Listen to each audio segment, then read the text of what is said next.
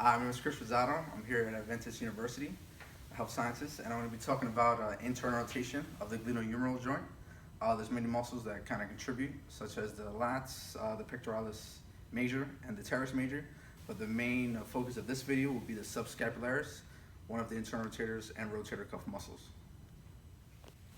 Okay, so the first thing I'm going to be doing is passive range of motion of the glenohumeral joint into internal rotation. I have my patient here, Anthony, another SPT. So what I'm going to be doing is taking the shoulder out to 90 degrees of abduction, with the elbow also at 90 degrees of abduction. And so according to our text therapeutic exercise, we want to go ahead and stabilize the distal humerus with our stabilizing hand. And then with our mobilizing hand, we're going to be grabbing the distal wrist, and we're just going to be taking the shoulder into internal rotation. And again, this is passive range of motion, so the patient is not performing any muscle action or contraction. I'm just taking them passively.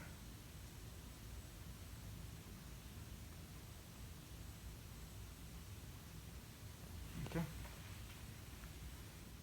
So for today's joint mobility, to increase internal rotation of the glenohumeral joint, it's going to be a posterior glide.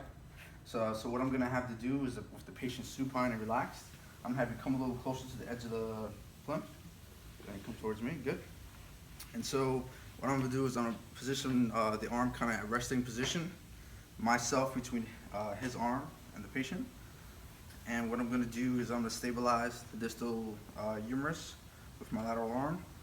And I'm looking for the acromion so that I can have my medial mobilizing hand as close as possible to the humeral head. And so when I do the joint mold, it's gonna be posterior and slightly laterally as well. And so we're just going to go for a grade 1 or 2. So grade 1, just a slight, again, posterior joint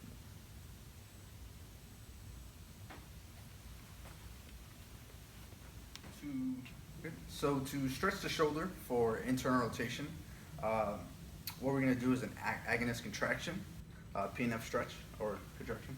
So what I'm going to have you do is go ahead and lay supine, face up. And you're going to have your arm out to your side, kind of at resting position or as far pretty much abducted as you can. And what you're going to do is you're going to contract your internal rotators to go ahead and stretch the external rotators, again, to increase internal rotation. And what I want you to do is contract your muscles, so bringing your arm down into internal rotation. When you get to end range, I want you to hold that contraction for about 5 seconds. So go ahead and take control of your arm, and go ahead down into internal rotation as far as you can, and just hold that for 5 seconds. Good, and go ahead and relax. Good. And so for the agonist contraction, also called active stretching or dynamic stretching, you're gonna hold that end range contraction for 5 seconds, and you're gonna do that for 6 sets. And then you're going to do that for 2 to 5 sessions a week. Again, allowing about 48 hours in between each session for tissue healing, and also kind of determine based on the underlying pathology as far as how many days in between each session. Again, this is all according to our therapeutic exercise text. What we're going to do is we're going to work on strengthening our subscapularis. And so according to Decker et al. And also our therapeutic exercise, one of the best positions to strengthen our internal rotator, especially our subscap, is going to be with the shoulder close to 0 or up until 45 degrees of abduction, with the elbow.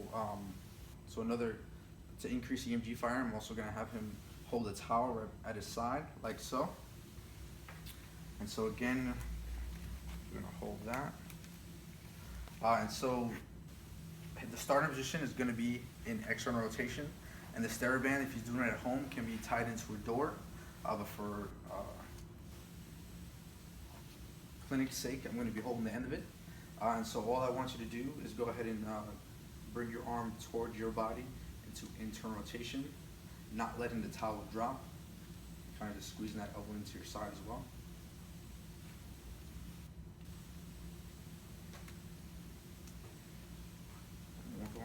Okay, go ahead and relax. So again, we're gonna do that for about 2 sets of 8 to 10 reps, 60-second rest in between each set, and we're gonna allow 48 hours between sessions, again, to allow for tissue and muscle healing.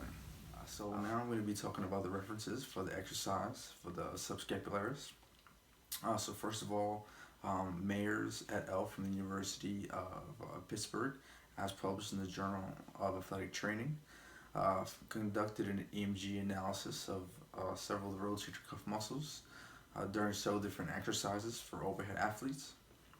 And what they concluded was that there was an overall higher voluntary isometric contraction of the subscapularis during internal rotation at 0 degrees of abduction right by the side, and relatively about 40 degrees of abduction versus 90 degrees of abduction.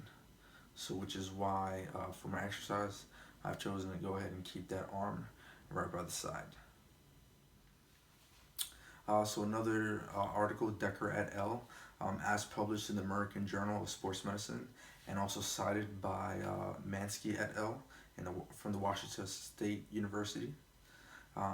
They published in the Journal of Athletic Training. What they looked at was another EMG analysis and kind of differentiating lower and upper subscapularis.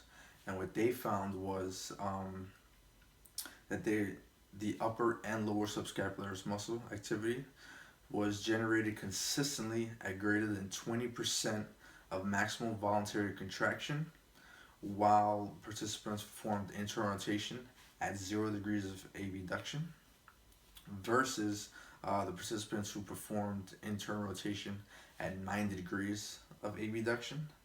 What they found was that at 90 degrees of abduction, the lower subscapularis didn't even fire at about 20%. So, which just reaffirms the notion that when you're trying to isolate the entire subscapularis, we should have the arm at 0 degrees of abduction.